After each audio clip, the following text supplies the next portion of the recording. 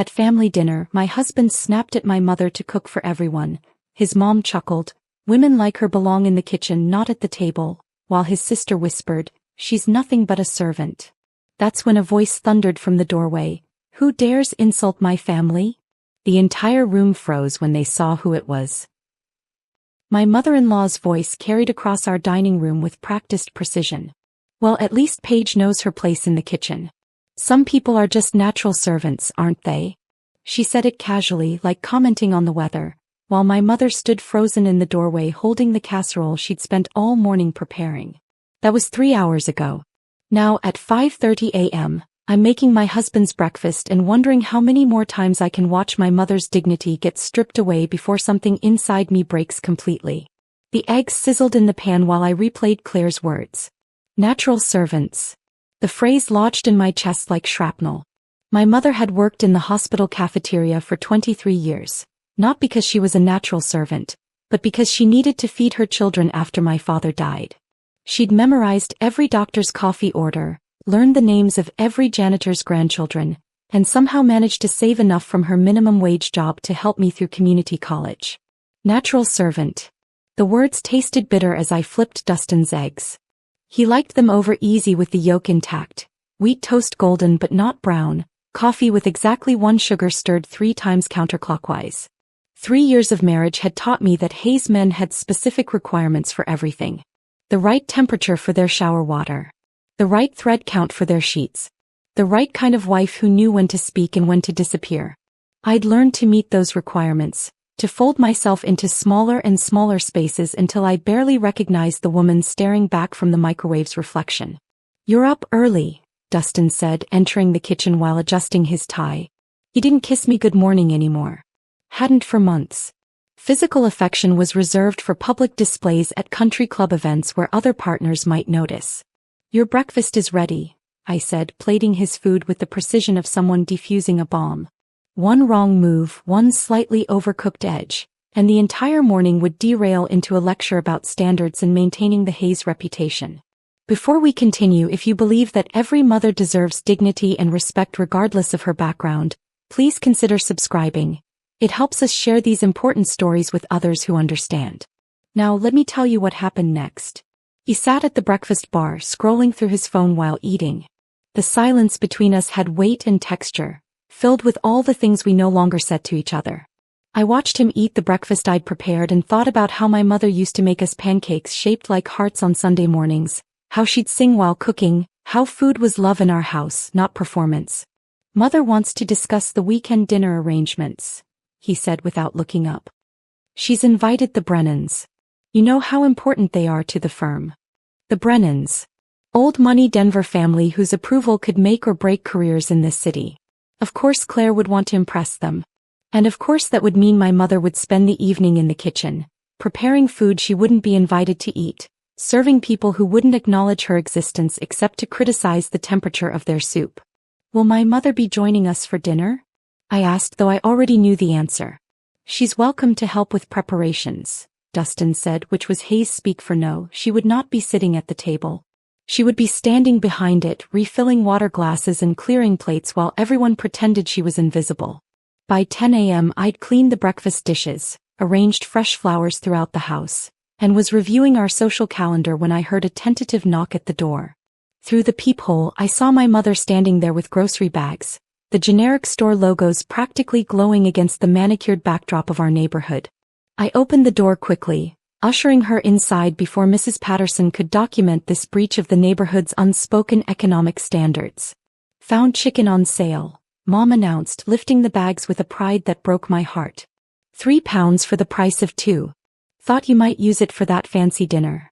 She was wearing her good cardigan, the navy one she saved for parent-teacher conferences when I was young, for church on Easter, for moments that mattered.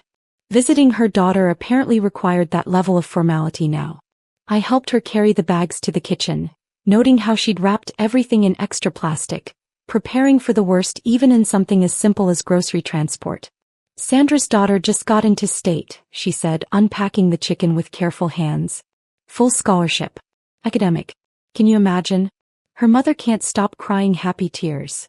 She glowed with second-hand joy, The kind that came from celebrating other people's children because one of hers had vanished into the business world 7 years ago and the other had transformed into someone who flinched when her mother used the wrong fork at dinner. Mom reached for a cabinet, then hesitated, her hand hovering in the space between action and uncertainty. "The plates are in the upper right now," I said gently, though we both knew that wasn't what made her hesitate. It was the entirety of this kitchen with its sub-zero refrigerator and wine cooler and gadgets that cost more than her monthly rent. She didn't belong here and we both felt it. She looked around the kitchen taking inventory of all the ways my life had changed. Her eyes lingered on the knife block with its German steel, the mixer that cost $800, the copper pots hanging from their custom rack. When she looked back at me, her smile was forced and fragile. "I should have called first," she whispered. "Mom, you never need permission to visit your daughter." But the words rang hollow in this house where everyone needed permission for everything, where spontaneity had been replaced by scheduled appointments and formal invitations. That evening I was preparing dinner when Dustin burst through the door with champagne, his face bright with triumph. "Senior partner," he shouted, lifting me off my feet in a spin that made the room blur. "Youngest in the firm's history." The partners voted unanimously. For a fleeting moment I was 23 again, in love with a man who promised me the world. I kissed him, tasting success and ambition and the faint hint of the scotch he'd had at lunch to celebrate. This was what he'd worked for, what he'd sacrificed everything to achieve, including parts of us I hadn't realized were negotiable. "That's wonderful," I said, and almost meant it entirely. "Mother insists on a proper celebration this weekend. The entire family, plus a few key clients." There was proper. The Hayes family had turned that word into a weapon, wielding it against anything that didn't fit their narrow definition of acceptable. My mother's accent wasn't proper. Her clothes weren't proper. Her existence at their dinner table wasn't proper. But her food was proper enough to serve. Her labor was proper enough to exploit. That night, after Dustin had fallen asleep following too much champagne and self-congratulation, my phone rang. Mom's picture appeared on the screen, the one from last Christmas where she wore the sweater I'd bought her, trying to smile despite everything. "I'm sorry to call so late, baby." Her voice was thick with tears she was trying to hide. I slipped out to the living room, wrapping myself in the throw blanket she'd crocheted for our first apartment. "What's wrong, Mom?" "I saw him. On the news. That tech conference in Seattle. Looked just like Marcus. The way he walked, the way he held his shoulders when he was listening to someone speak." My chest tightened. We'd been through this before. Ghost sightings of my brother in crowds, in magazines, in every successful young man with dark hair and ambitious eyes. 7 years of false hopes and dashed dreams, of my mother seeing her son in strangers because the alternative was accepting he'd chosen to disappear. "Did you get a good look?" I asked gently. "They only showed him for a second. But Haley, I swear it was him. He had that same little scar above his eyebrow from when he fell off his bike." I heard rustling as she pulled out her tablet, the one I'd bought her last year so she could video call if Marcus ever reached out. She transferred every photo she had of him onto it, creating a digital shrine to the son who'd promised to come back. We scrolled through pictures together, connected by technology but separated by miles and choices neither of us had fully made. There was Marcus at 18, graduation cap slightly crooked, grinning at the camera with the confidence of someone who knew he was destined for greatness. There was Marcus teaching me to ride a bike, his hand steady on my back. There was Marcus and Mom at his last birthday with us, neither of them knowing it would be the final celebration. 7 years, baby," she whispered. 7 years without my boy. Did I do something wrong? Was I not enough? Mom, no. Never think that. But even as I comforted her, I wondered if I was following Marcus's path, just more slowly. Erasing myself piece by piece, becoming someone our mother couldn't recognize, all in the name of belonging to a world that would never truly accept us. At least Marcus had the courage to make a clean break. I was dying by 1,000 small surrenders, each proper dinner, each swallowed protest, each time I watched my mother be humiliated and said nothing. "Who are you talking to?" Dustin's voice called from the bedroom, irritated at being woken. "Just reviewing tomorrow's schedule," I lied smoothly. Another surrender. Another piece of myself traded for peace. After Mom hung up, I sat in the dark living room, surrounded by things that weren't really mine, in a life that fit like a coat made for someone else. Tomorrow I would make Dustin's breakfast perfectly. This weekend I would watch my mother serve his family while they pretended she was furniture. But something was building inside me, a pressure that had been growing since Claire's words that afternoon. Natural servant. The phrase echoed in the darkness, and I wondered how much longer I could keep pretending that any of this was acceptable. How many more times could I watch my mother's dignity get stripped away before something inside me finally shattered? The clock on the mantel ticked toward dawn, and I knew that soon I would return to the kitchen, crack eggs into a pan and continue the performance. But for now, in the darkness, I allowed myself to imagine a different life. One where my mother sat at the head of the table. Where my brother came home. Where I remembered who I used to be before I learned to make myself small enough to fit into the Hayes family's proper world. Friday arrived with the weight of dread settling in my stomach. The morning started with Claire's first phone call at 8 a.m., her voice sharp through the speaker as I peeled potatoes. Remember, Haley, the Waterford crystal for water, the Baccarat for wine. And please ensure the silver is actually polished this time. Last month's dinner, the forks had water spots. Water spots that only she could see, on forks that had been polished 3 times. I agreed to everything while browning the meat for Mom's pot roast recipe, the one she'd perfected over 30 years of Sunday dinners. The smell filled the kitchen with memories of our old apartment, where happiness wasn't measured in crystal classifications but in second helpings and laughter. Claire called again at noon to remind me about the proper spacing between place settings. Then at 2 to discuss the appropriate background music. Each call ended with her signature warning. Remember, this reflects on all of us. Mom arrived at 4, an hour before anyone else, carrying a pie she'd made from scratch. She stood at my front door in her best dress, a navy blue piece she'd found at Goodwill and altered herself. The fabric was quality, probably expensive once, and she'd pressed it until every line was perfect. Her earrings were small pearls, not real but polished until they gleamed. She tried so hard to look appropriate, to fit into this world that actively rejected her. I brought dessert, she said, holding up the pie like an offering. Apple. Made it this morning with those Honey Crisps from the farmer's market. Before I could respond, Claire's Mercedes pulled into the driveway. She emerged wearing a dress that cost more than Mom made in 3 months, her expression shifting from neutral to disapproving the moment she saw my mother.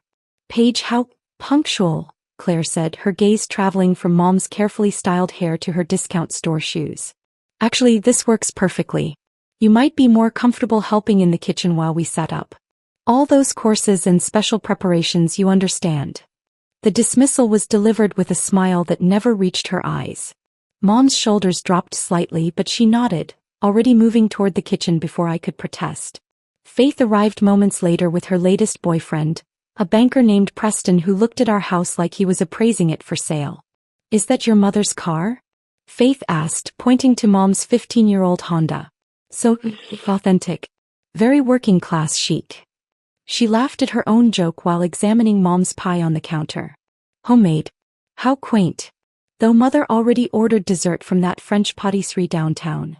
The dinner began at 7 with everyone seated around our dining table except Mom, who stood by the kitchen door like a waitress awaiting orders. I'd set a place for her, but Claire had removed it while I was getting wine from the cellar, explaining that we needed more room for the serving dishes.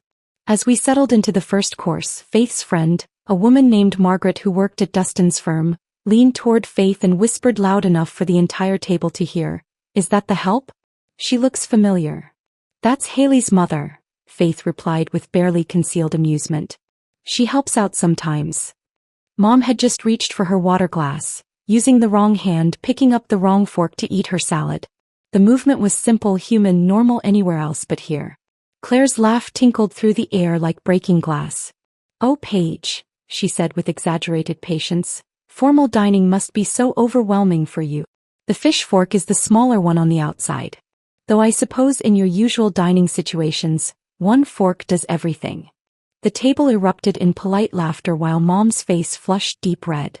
She set down the fork carefully, precisely, her hands disappearing into her lap. Dustin's hand found mine under the table, his grip tight. Not comforting. Warning. His thumb pressed hard against my palm, a silent command to stay quiet, to not make a scene, to let his mother's cruelty pass unchallenged. The courses continued, each one bringing new opportunities for subtle humiliation. When Mom didn't know which wine glass to use, Preston made a joke about public school education. When she tried to join a conversation about travel, mentioning a trip to the state fair, Margaret actually snorted. How charming. State fairs. Do they still have those? Between the main course and dessert, I escaped to check on something in the kitchen and found the bathroom door slightly open. Mom stood at the sink, red wine spreading across the front of her dress like blood. Her shoulders shook with silent sobs. Mom. I pushed the door open fully. I'm fine, she said quickly, dabbing at the stain with paper towels. Faith was passing behind me and her elbow caught my glass. Just an accident. But I'd seen Faith's accidents before. The precision with which she could destroy something while maintaining perfect deniability. Mom's hands trembled as she tried to blot the wine from the fabric she'd spent an hour ironing. I'm ruining everything, she whispered. Dustin's celebration, your dinner party. I shouldn't have come. I don't belong here. The words cut deeper than any knife. My mother, who'd worked 16-hour shifts to keep us fed, who'd never missed a parent-teacher conference despite exhaustion, who'd given up her own dreams so Marcus and I could have ours, believed she was ruining things by simply existing in this space. Here, I said, pulling off my cashmere cardigan. Wear this. She protested, knowing how expensive it was, but I wrapped it around her shoulders anyway. The sweater covered the stain but couldn't hide the defeat in her eyes. As she fixed her makeup with shaking hands, reapplying lipstick that had worn off from nervous lip biting, I wanted to burn the entire house down. Instead, I helped her clean the wine from her hands and told her she looked beautiful. We returned to find them serving Claire's ordered desserts. Mom's homemade pie pushed to the side, forgotten. The conversation had shifted to vacation homes and investment properties. Things so far from Mom's reality they might as well have been speaking another language. She sat silently, invisible, a ghost at her own daughter's table. Later, after everyone had gone and Mom had insisted on helping clean despite being a guest, Dustin and I prepared for bed in our master suite. The silence between us vibrated with everything unsaid. Your mother was hurt tonight, I finally said, watching him remove his watch, his cufflinks, the armor of success. He sighed the way he did when I brought up anything inconvenient. She needs to understand her place in this family, Haley. She's not a Hayes. She's my mother. And you've adapted beautifully to our world. You learned the rules, the expectations. Why can't she? The casual cruelty of his words stole my breath. Adapted. Like I was a rescue dog who'd learned not to soil the carpets. He climbed into bed, his back to me, the conversation clearly over in his mind. You promised to love everything about me, I said to his turned back. Including where I came from. I do love you, he replied without turning. I loved you enough to help you become better than where you came from. The words hung in the darkness between us, a verdict on everything I'd been before him. Better than where I came from. As if my mother's love, her sacrifice, her strength were things to be overcome rather than honored. I stared at the ceiling, counting the revolutions of the ceiling fan, remembering the apartment where Mom and I had lived after Marcus left. The walls were thin and the carpet was worn, but no one had ever suggested we needed to be improved or fixed or made better. Dustin's breathing deepened into sleep while I lay awake, replaying every moment of humiliation from the evening. Faith's calculated wine spill. Claire's surgical strikes disguised as concern. The way everyone had laughed at Mom's expense while she served them food she'd helped prepare. Preston's comment about her quaint working-class wisdom, when she'd mentioned rain coming based on her arthritis. My phone lit up with a text from Mom. Thank you for dinner. Sorry about the dress. I'll wash your sweater and return it next week. Even now, hours later, she was apologizing. For the wine Faith had spilled. For borrowing my sweater. For existing in a space where her existence was treated as an inconvenience. I typed and deleted a dozen responses before finally sending, I love you, Mom. You have nothing to apologize for. But that was a lie. In the Hayes family world, she had everything to apologize for. Being poor. Being genuine. Being herself. And I had become complicit in demanding those apologies through my silence, my adaptation, my beautiful transformation into someone better than where I came from. Sunday morning arrived with an unexpected knock that pulled me from restless sleep.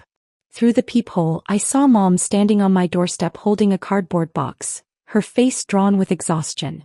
Dustin had left early for golf with clients, giving me a rare morning alone. I opened the door to find her eyes red-rimmed as if she'd been crying for hours. "I've been going through Marcus's room," she said without preamble, setting the box on my coffee table with reverent care. "I know it's been 7 years, but I kept thinking he'd want his things when he came back." The box contained pieces of my brother's abandoned life.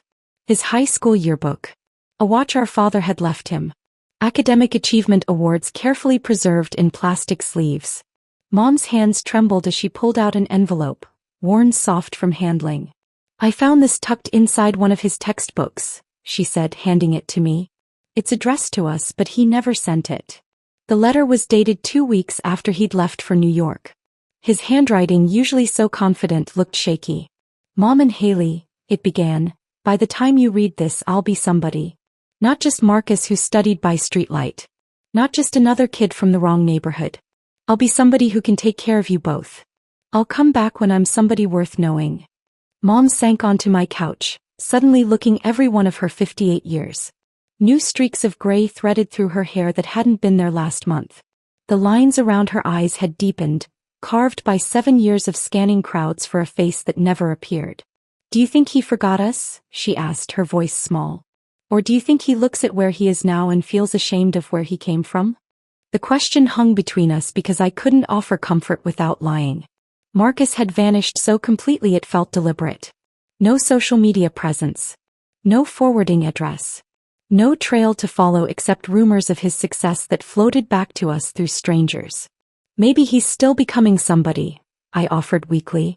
Mom touched the letter with gentle fingers. "He was always somebody to me. From the moment he was born. Didn't he know that?" Wednesday afternoon I met Linda at a coffee shop downtown, far from the Hayes family's usual territory.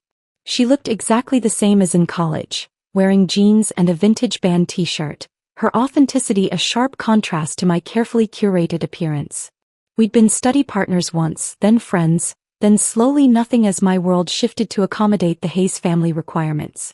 "You look expensive," Linda said, but it wasn't a compliment. "Very put together. Very not you." "People change," I said, stirring my latte with unnecessary focus. "Do they? Or do they get changed?"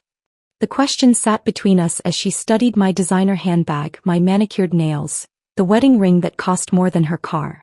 "Why don't you ever invite me to your house anymore, Haley? We used to cook dinner together every Friday. Now I have to schedule coffee 3 weeks in advance. Things are just busy with Dustin's career and family obligations." "Family obligations." She repeated the phrase like it tasted sour.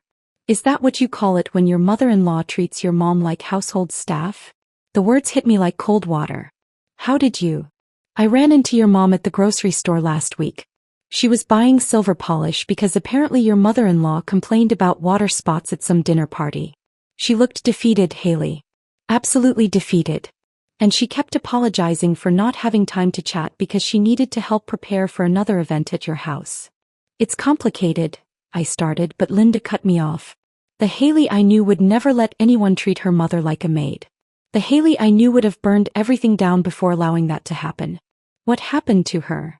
I didn't have an answer that wouldn't sound like betrayal, so I made excuses about needing to leave early for an appointment. Linda's parting words followed me to the parking lot. "Your mom deserves better. And deep down you know it."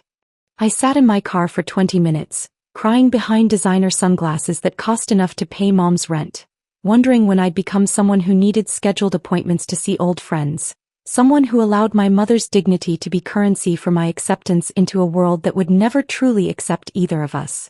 Thursday's country club luncheon was mandatory. Claire had made that clear. "Important connections," she'd said. "People who matter." I arrived to find her holding court near the bar, surrounded by women whose faces barely moved thanks to various procedures, their laughter as artificial as their lips. "There she is," Claire announced as I approached. "My little project." The women tittered as she continued. "You wouldn't believe what I started with. Haley didn't even know fish forks existed. But I'm civilizing her bit by bit. It's my charity work, really, taking someone from that background and making them presentable." "How generous," one woman said. "Though it must be challenging. Nature versus nurture and all that." "Oh, the mother still works in food service," Claire said with exaggerated pity. Can you imagine? At her age? But some people just lack ambition. Though she makes decent enough appetizers when we need extra help for parties. They laughed about Mom's quaint little job, about her sweet attempts to fit in at family dinners, about how she probably felt so grateful to see her daughter's life upgrade. Each word was a knife, and I stood frozen behind a potted palm, my champagne glass trembling so violently I had to set it down before it shattered. At least she knows her place, another woman added. It would be so awkward if she expected to actually socialize with us. I fled to the bathroom where I vomited expensive champagne and shame into pristine porcelain, my reflection in the mirror showing someone I didn't recognize. Someone who stood silent while strangers laughed at her mother's expense. Someone who had become exactly what Claire wanted. A project, a trophy, evidence of the Hayes family's charitable nature. Saturday I went to help Mom clean her apartment, something I did less and less frequently. While she was gathering cleaning supplies, I found her journal on the nightstand. I shouldn't have read it, but the page was open, her handwriting visible. Maybe I'm the reason Marcus stays away. He's probably built something beautiful and I would just remind everyone where he came from. I flipped backward, each entry a fresh wound. Haley looked so uncomfortable when I hugged her at the club. I should remember not to do that in public. Claire suggested I eat in the kitchen next time. He's probably right. I don't want to embarrass anyone. Haley deserves better than a burden for a mother. The final entry dated yesterday stopped my heart. If I disappeared, maybe Haley could finally be happy in her new life. No more awkward dinners. No more apologies. She could tell people I moved away, or better yet, that I never existed at all. Mom found me crying over her journal, my tears staining pages filled with self-blame for crimes she hadn't committed. She tried to take it from me, embarrassed, but I held on. You are not a burden, I said fiercely. You have never been a burden. But honey, I see how hard it is for you. Trying to balance their world and me. I don't fit, and that's okay. Maybe it would be easier if I just... Don't you dare finish that sentence. We sat on her worn couch, the one we'd had since I was in high school, and I held her while she cried 7 years of accumulated hurt. She felt smaller than I remembered, as if the constant dismissals had physically diminished her. The woman who'd once stood up to landlords and fought for overtime pay and raised 2 children alone had been reduced to apologizing for her existence. I love you, I whispered into her gray-streaked hair. And I'm so sorry. I'm so sorry. But sorry wasn't enough. Sorry didn't undo 3 years of silent compliance. Sorry didn't erase the journal entries or the tears or the way she'd started to believe she was worth less than the people who treated her like furniture. Something had to change. Something had to break. I just didn't know yet that it would be everything. Monday morning, I drove to Mom's apartment to begin preparing for Dustin's partnership celebration. She had already cleared her entire kitchen counter, recipe cards spread across the surface like battle plans. Her face lit up when I walked in, holding grocery bags filled with ingredients she'd bought with her last paycheck. I've been planning the menu all week, she said, pulling out a handwritten list. Mini beef Wellingtons, those stuffed mushrooms Claire liked that one time, 3 kinds of quiche, and my grandmother's secret recipe chicken sauté. She moved through her tiny kitchen with purpose, each movement efficient despite the limited space. This was her domain, where she transformed basic ingredients into magic despite having 1/4 the room of my designer kitchen. As we chopped vegetables side by side, she hummed with anticipation. This will show them I can contribute something special, she said, carefully wrapping each Wellington in puff pastry. Not just heating up store-bought food but real cooking. Maybe they'll see I have value beyond just cleaning up. My chest tightened watching her measure each portion precisely, writing labels with her neat handwriting. Beef Wellington medium rare, vegetarian quiche, nut-free, chicken some mild spice. She wanted so desperately to be seen as more than what they'd reduced her to. What I'd allowed them to reduce her to. We worked for 2 days straight, filling her freezer and mine with carefully prepared dishes. Mom insisted on making extras of everything, worried there wouldn't be enough. By Wednesday evening, we had enough food to feed twice the expected guests. She surveyed our work with satisfaction, flour still dusting her cheek. They're going to love this, she said with such hope it made my stomach hurt. Thursday afternoon, while Mom and I were loading the final dishes into my car, Claire's catering van pulled into my driveway. My heart sank as uniformed staff began unloading silver chafing dishes and professional serving equipment. Claire emerged from her Mercedes, surveying the scene with satisfaction. "The professionals are here," she announced, then noticed Mom's carefully labeled containers. "Oh, Paige, you cooked? How unnecessary. We have more than enough from the caterers." Mom's face fell, but she managed to smile. "Just a few things to help out." "How sweet. We'll find somewhere to put them." The party began at 6, with Denver's legal elite filling our home. Partners from competing firms, judges, city council members, all gathered to celebrate Dustin's achievement.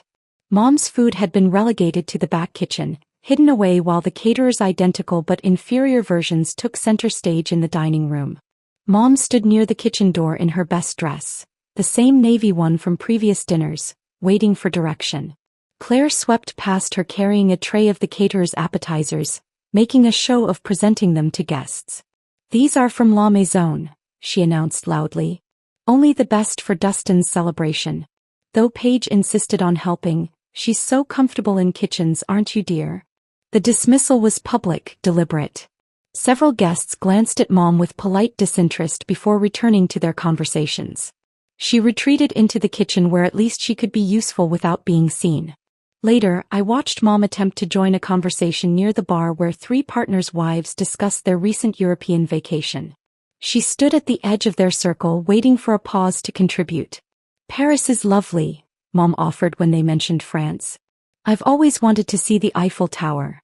Faith materialized beside her with surgical precision. "But you've never been anywhere, have you?" Her voice carried across the room. "I mean actual travel, not just watching the Travel Channel." The women tittered uncomfortably while Mom's cheeks burned. One tried to be kind, asking, "Where would you go if you could travel anywhere?" Before Mom could answer, Faith interjected, "Probably somewhere with a nice kitchen to work in. Some people just can't leave work behind, can they?" Dustin stood 3 feet away, champagne in hand, watching his sister humiliate my mother. When our eyes met, he actually laughed. Not uncomfortable laughter, not nervous laughter, but genuine amusement at my mother's expense. He raised his glass to me in a mock toast before turning back to his conversation. The kitchen had become a war zone of competing caterers and family politics. Mom tried to help the professional staff, but they treated her like an intruder in what had been her safe space. As she reached for a tray of the caterer's appetizers to pass, Claire's sharp voice cut through the chaos. "Paige, the shrimp tray needs refilling. Quickly now, the partners are waiting." Mom spun toward the counter, her hand catching the edge of a sheet pan fresh from the oven. The sound she made was small, swallowed quickly, but I saw her whole body tense with pain. The caterer barely glanced at her as she cradled her hand against her chest. I started toward her, but Dustin materialized at my elbow, his grip firm on my arm. "Don't make a scene," he hissed in my ear. "Not tonight. This is too important." His fingers pressed hard enough to bruise, holding me in place while Mom disappeared down the hallway. I found her in the guest bathroom, running cold water over an angry red burn across her palm. She was biting her lip hard enough to leave marks, tears streaming silently down her face. "Let me see," I said, gently taking her hand. The burn was worse than I'd thought, already blistering. "I'm fine," she insisted, trying to pull away. "I don't want to ruin Dustin's party." "You're not ruining anything." I found the first aid kit, carefully applying burn cream and wrapping her hand with gauze.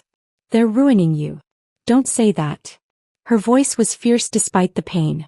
"This is your life now. Your good life. I can handle a little burn." But it wasn't just the burn. It was everything. The accumulation of 1,000 small cruelties, each one taking a piece of her dignity until there was almost nothing left. I helped her fix her makeup, watched her practice smiling in the mirror until it looked believable, then sent her back to serve people who saw her as furniture. The party continued for 3 more hours. 3 hours of watching Mom serve drinks with her bandaged hand hidden beneath a dish towel. 3 hours of Claire taking credit for food she hadn't made. 3 hours of Faith's barbed comments and Dustin's complicit silence. 3 hours of prominent Denver residents treating my mother like she was invisible except when they needed something. I couldn't take it anymore. I escaped to the powder room, locking the door behind me. My phone sat heavy in my purse, the weight of 7 years of silence. I pulled up the contact I'd hidden under work emergency and stared at the number. Marcus's last known phone number, saved from a birthday card he'd sent the first year he left. My thumbs moved across the screen, typing and deleting message after message. How did you sum up 3 years of degradation in a text? How did you call for help from someone who might have forgotten you existed? Finally, I typed 5 words. This is Haley. They're destroying Mom. My finger hovered over send. Once this message left, there was no taking it back. No pretending everything was fine. No maintaining the facade of a happy Hayes wife. Outside the bathroom door, I heard Mom's voice apologizing to someone for something that wasn't her fault. Always apologizing. Always diminishing herself to fit into smaller and smaller spaces. I hit send. The message showed as delivered but not read. I stared at the screen, willing it to change, willing some sign that my brother was out there, that he remembered us, that he still cared enough to answer a cry for help from the sister he'd promised to protect. Nothing. I splashed cold water on my face and returned to the party, where Mom was cleaning up a champagne spill while the person who'd knocked over the glass stood watching her without offering to help. The burn on her hand had bled through the bandage, but she kept working, kept smiling, kept pretending this was normal. 20 minutes later, as I helped Mom load her empty containers into her car, my phone buzzed. I pulled it out with shaking hands, barely daring to hope. Tomorrow night. Family dinner. I'll handle everything. 5 words that changed everything. 5 words that meant my brother hadn't forgotten. 5 words that promised something I'd stopped believing in. Justice. I stood in Mom's parking lot, staring at my phone screen as if the words might disappear. Tomorrow night. Family dinner. I'll handle everything. The message glowed against the dark screen, sent from a number with a New York area code. My hands trembled as I read it again, then again, each time expecting the letters to rearrange themselves into disappointment. Marcus. After 7 years of nothing, my brother had answered in 20 minutes. Not with questions or excuses or gradual reconnection, but with a promise of action. I'll handle everything. The same words he used to say when neighborhood kids bothered me after school, when the landlord threatened eviction, when life became too heavy for a teenager to carry alone. I looked up at Mom's apartment window where she stood watching me leave, her bandaged hand raised in a small wave. The urge to run back upstairs and tell her everything nearly overwhelmed me. Your son is coming home. Marcus remembers us. Tomorrow night everything changes.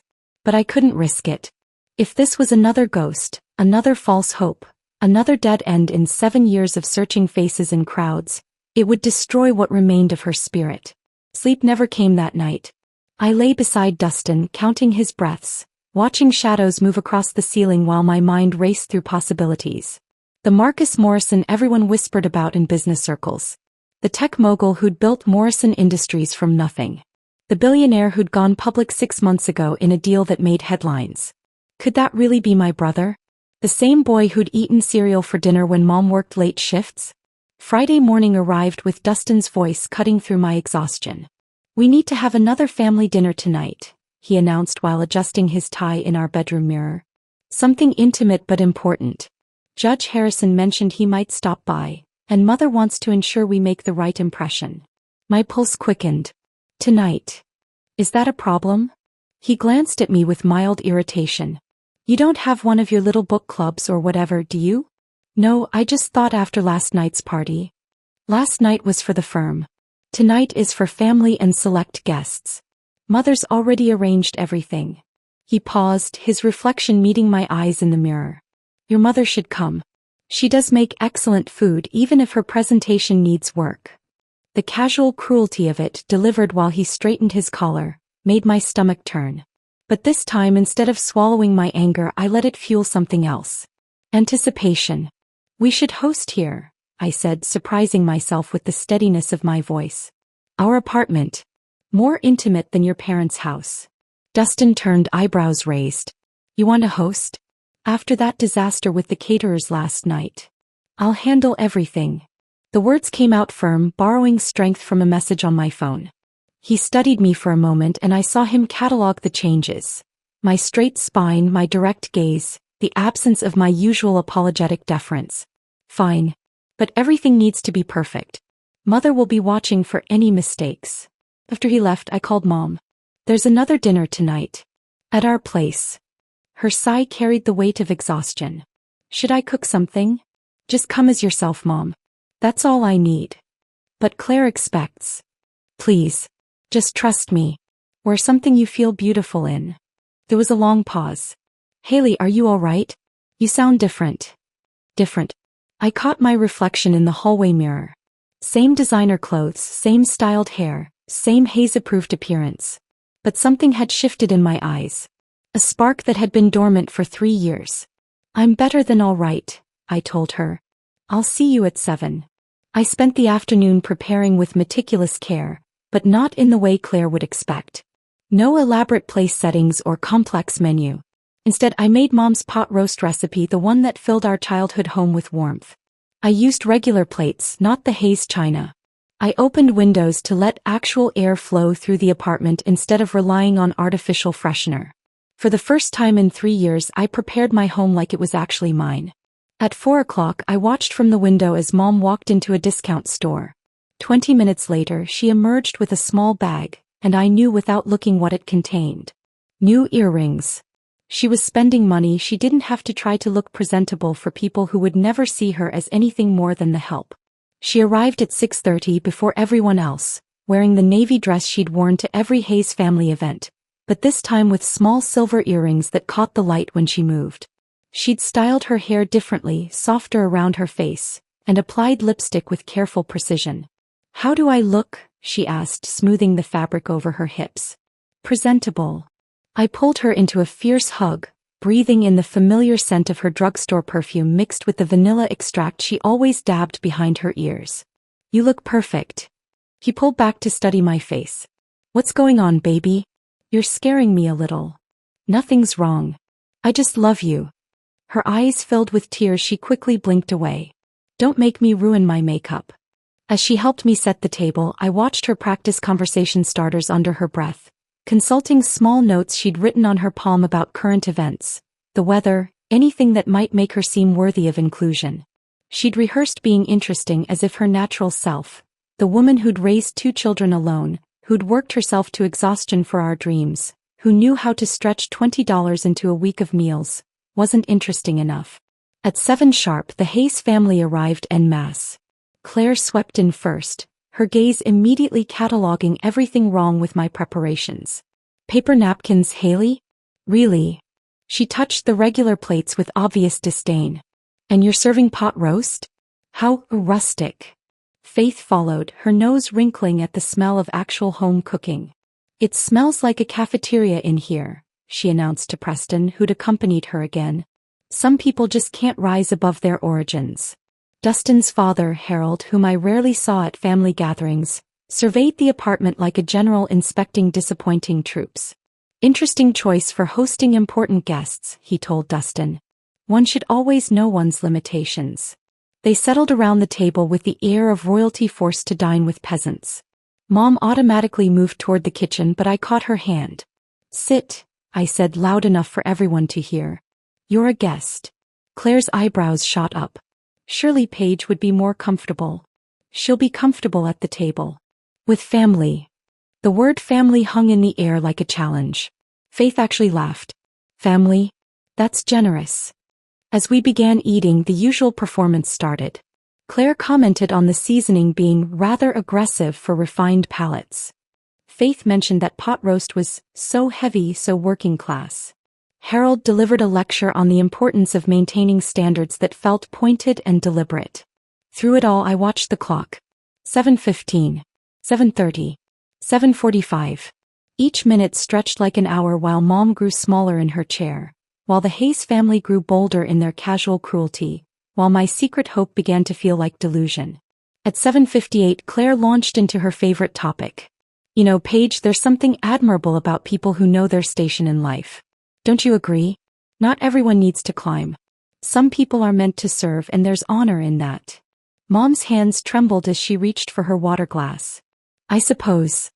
Take you for example, Claire continued, her smile sharp as glass. You found your place in food service. It suits you. Some people are just naturally meant for kitchens. Faith leaned forward with predatory interest. Speaking of kitchens, shouldn't you be in ours? I mean, that's where you're most comfortable, isn't it? The clock on the mantel showed 8 o'clock exactly. That's when we heard it.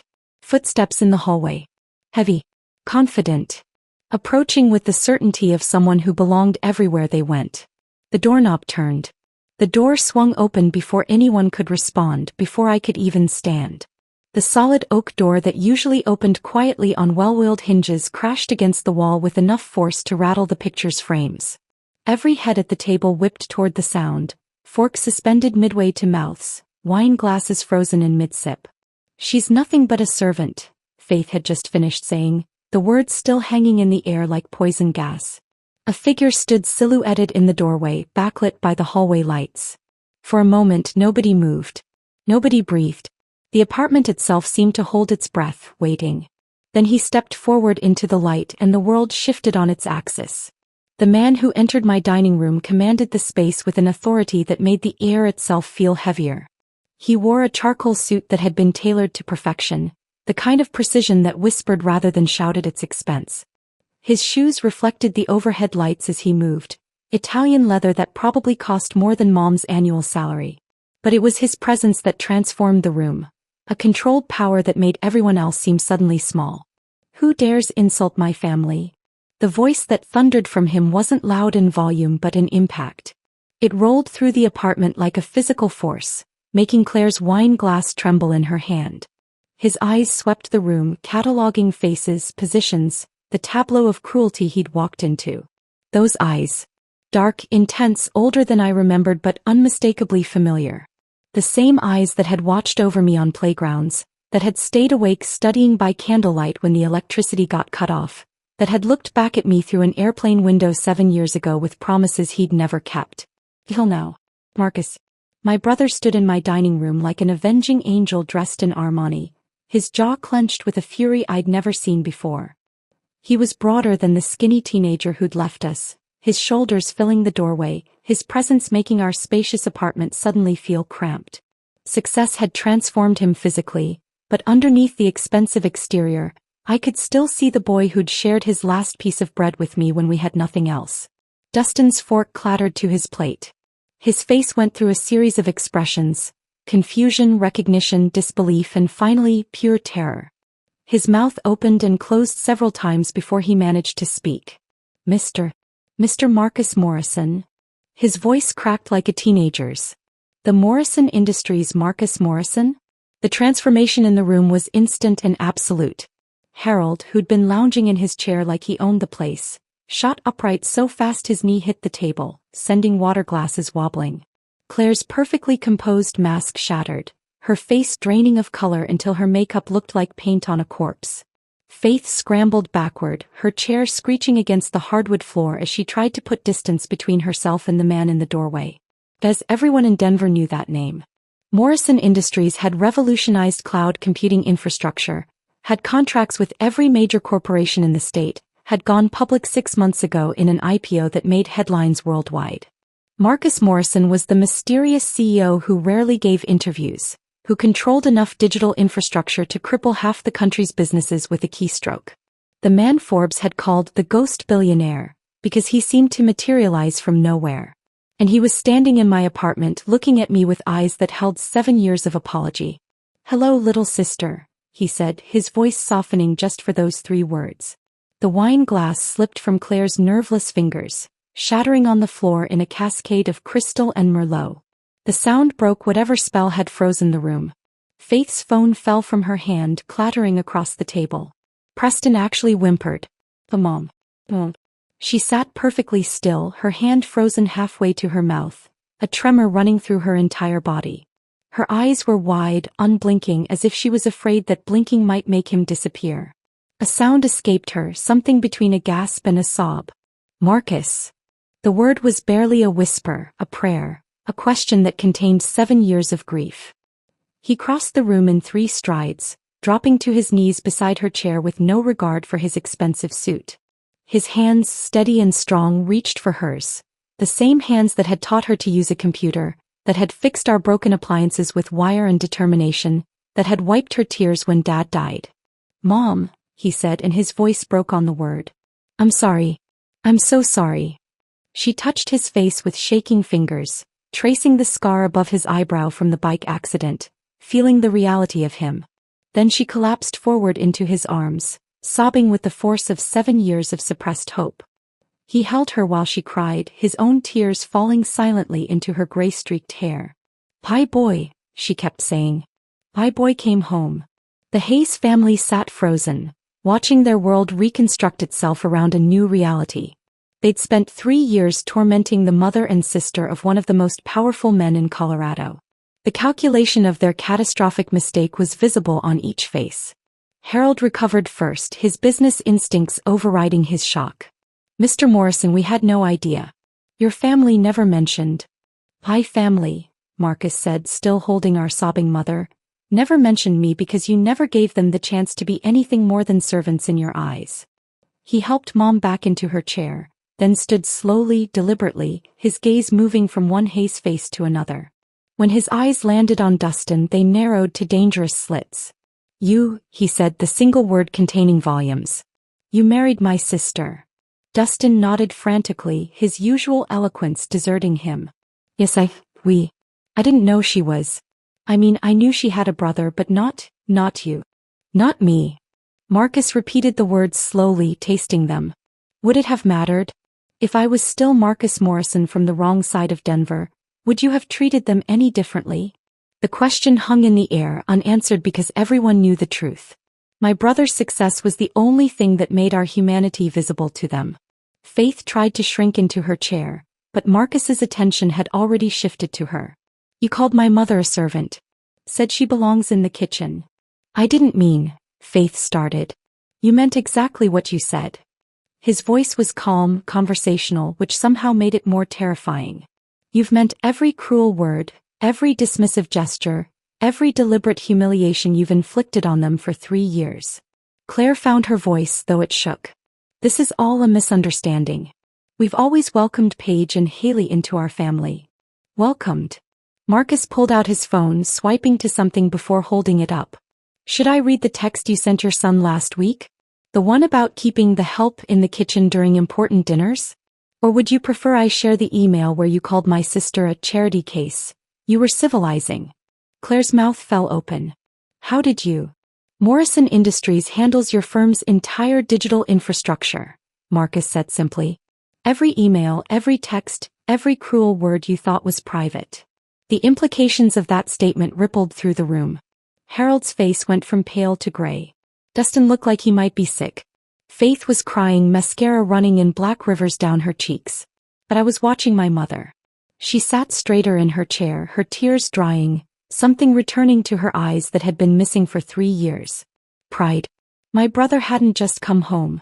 He'd come home as someone who could defend her, protect her, restore everything they'd tried to take from her.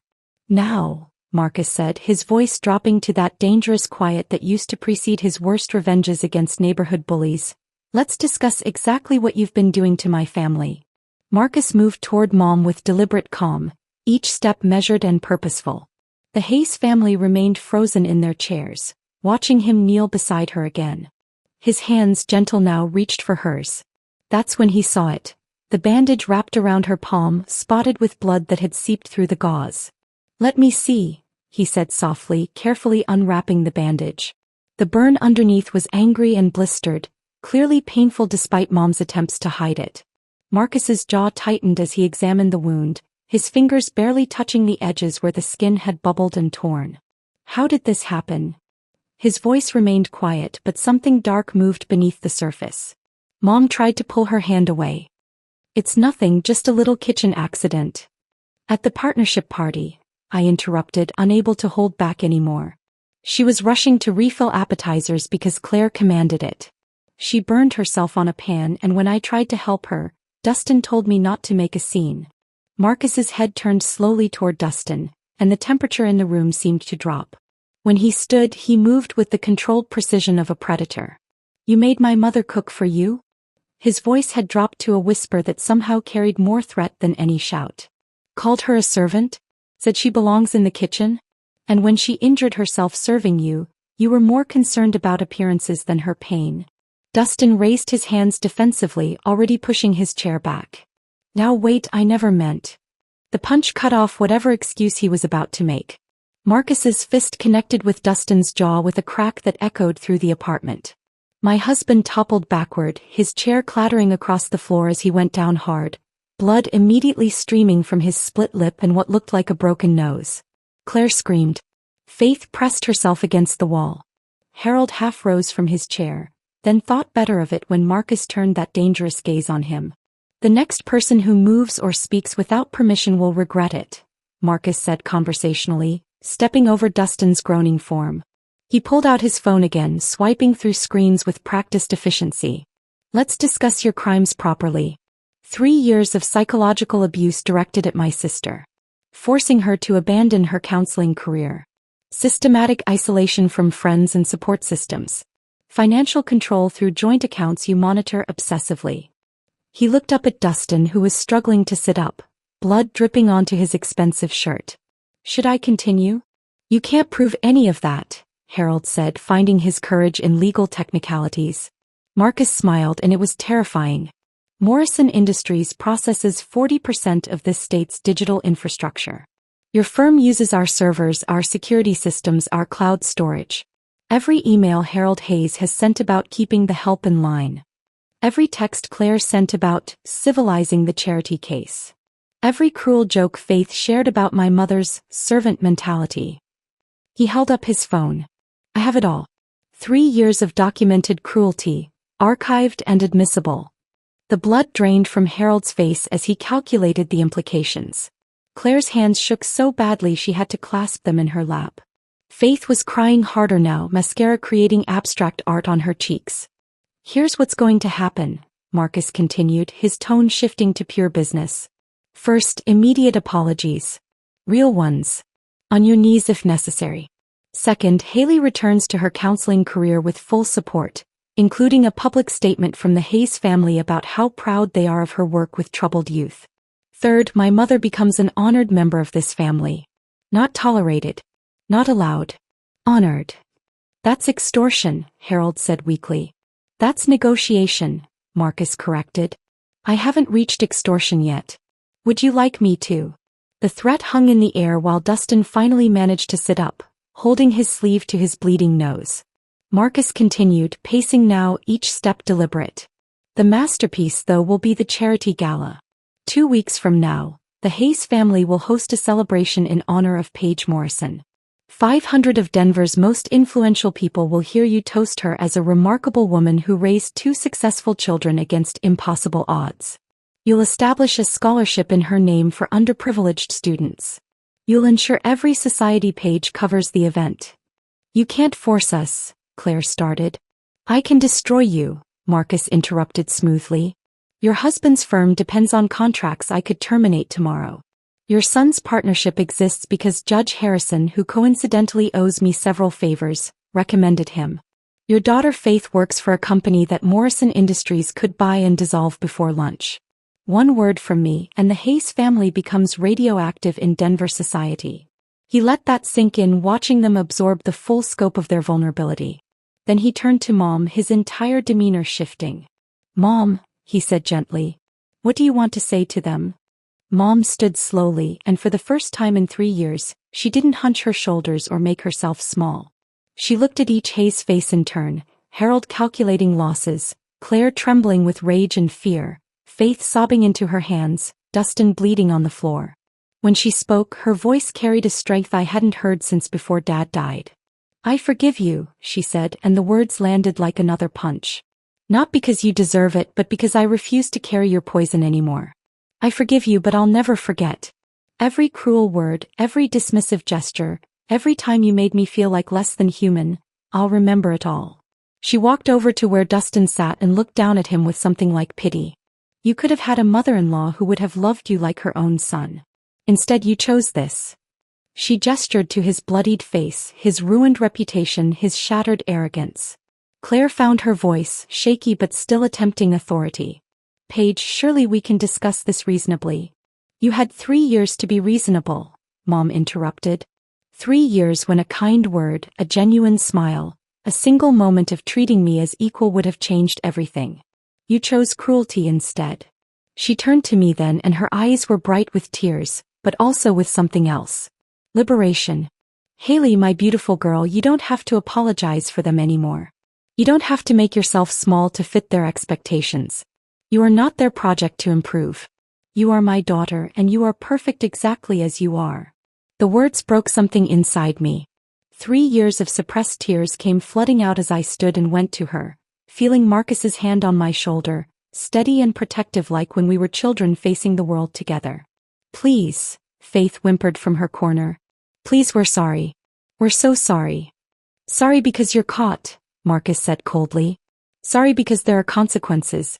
But are you sorry for the pain you caused? For the dignity you stole? For the family you tried to destroy? The silence that followed was answer enough. 2 weeks, Marcus said finally. The gala will be perfect or I'll dismantle your lives piece by piece. Every slight against my family will be repaid with interest. Every humiliation will be returned tenfold. Harold cleared his throat carefully. If we do this, if we meet your terms, then what? Then you get to keep your wealth, your reputation, your positions. You get to continue living your privileged lives. But you'll do it knowing that your fortune, your comfort, your entire existence depends on the ongoing mercy of the woman you called a servant. Marcus helped Mom back to her chair, then looked at the Hayes family one last time. You thought poverty meant powerlessness. You thought kindness meant weakness. You thought you could treat my family however you wanted because they had no one to defend them. He pulled out his business card, expensive stock with minimal text, and dropped it on the table. You thought wrong. Dustin struggled to his feet, swaying slightly, his face already swelling. Haley, please, you're my wife. Am I? I heard myself say, my voice stronger than it had been in years. Because wives are partners. Equals. Not projects to be improved or embarrassments to be managed. The truth of it settled over the room like a funeral shroud. Everything had changed in the span of an hour. The Hayes family's carefully constructed superiority had crumbled, revealing the small, petty people they'd always been underneath the wealth and prestige.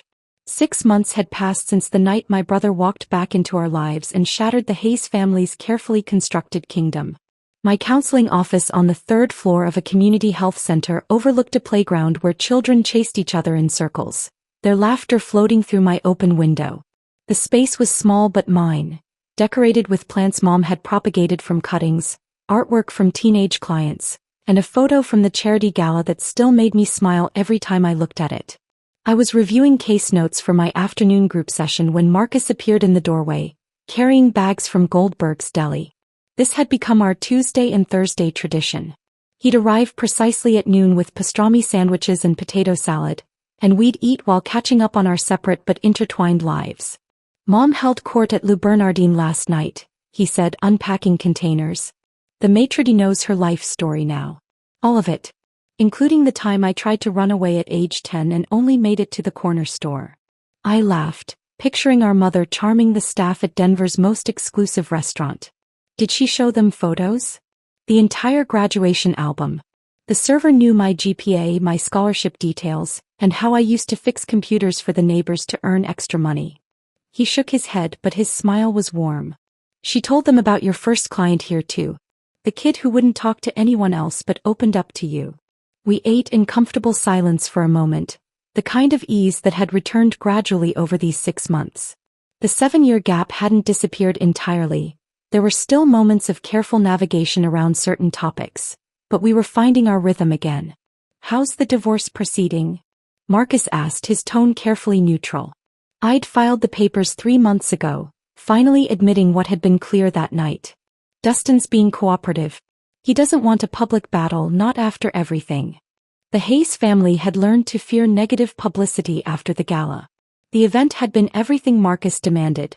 500 of Denver's elite watching Claire Hayes Morrison present my mother with a humanitarian award for raising exceptional children against overwhelming adversity. The scholarship fund in Mom's name had already sent 3 kids to college. He asked for another chance yesterday, I continued, pulling apart my sandwich. Came to couples therapy actually prepared, actually participating. Marcus raised an eyebrow. And? He said he finally understands who I really am. That he sees my value now. I met my brother's eyes. He sees my value because of you. Because I'm Marcus Morrison's sister. Not because I'm Haley. You deserve better than conditional recognition. I'm learning that. Sunday arrived with its new ritual. Marcus and I drove to Mom's apartment together, the same two-bedroom unit she'd lived in for 15 years. Marcus had offered her a house, a condo, a penthouse, anything she wanted. She'd refused them all. This is home, she'd said simply. Your father's memory is here. Your heights marked on the doorframe are here. Why would I leave?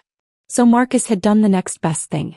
He'd bought the building, renovated every unit, and reduced rent for all tenants to what they'd been paying a decade ago. Mom didn't know she was living rent-free. Marcus had arranged for her payments to go toward a fund for building maintenance. Her apartment smelled like pot roast and fresh bread when we arrived. She was at the stove, wearing an apron over a silk blouse she'd bought herself from Nordstrom. The dichotomy was perfectly her. Luxury mixed with practicality, new confidence wrapped in old comfort. Dinner's almost ready, she announced, then immediately launched into her latest news. Faith Hayes actually said please when she called yesterday. Can you imagine? Please, Mrs. Morrison, would you consider having lunch with me? Marcus and I exchanged glances over her head. Faith had been trying to rehabilitate her image for months, taking etiquette lessons of a different sort, how to treat people with basic respect.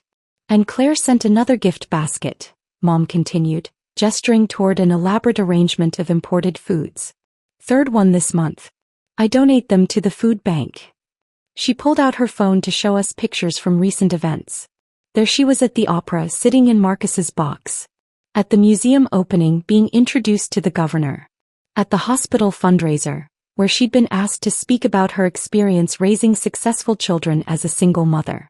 This one's my favorite though, she said, showing us a photo from her weekly volunteer shift at the community center. She was surrounded by kids from the after-school program, teaching them to cook.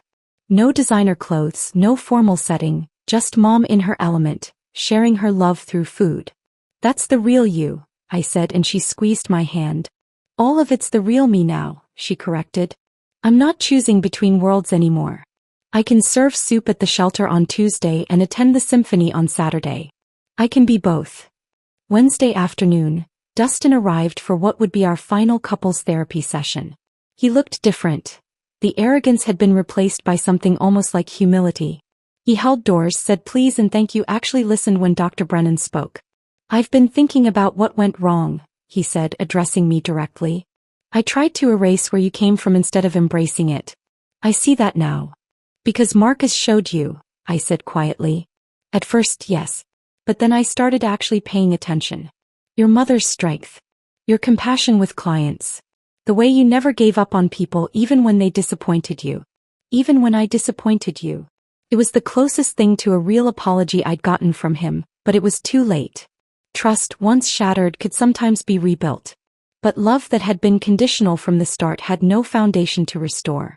I want us to end this with dignity, I said. No battles. No bitterness. Just two people admitting we were wrong for each other. He nodded slowly. I can do that. I owe you that much. As I drove through Denver traffic that evening, heading to pick up Mom for Marcus's company gala, I reflected on the strange journey that had brought us here. The Hayes family still existed in our periphery, diminished, humbled, forever changed. They attended every event honoring Mom, contributed to her scholarship fund, and treated both of us with exaggerated courtesy whenever our paths crossed. But they were no longer the center of my universe. My world had expanded back to its proper size, filled with meaningful work, genuine relationships, and family who loved unconditionally. I pulled into Mom's apartment complex as the sun set behind the mountains, painting the sky in shades of gold and purple. She was waiting at her window, wearing a midnight blue designer dress she'd bought with her own money. She'd started a small catering business for select clients who appreciated both her food and her story. When she saw my car, she waved, standing tall and proud. This was what victory actually looked like. Not the Hayes family's destruction, though their humbling had been satisfying. Not even Marcus's dramatic return, though having my brother back was a gift I treasured daily.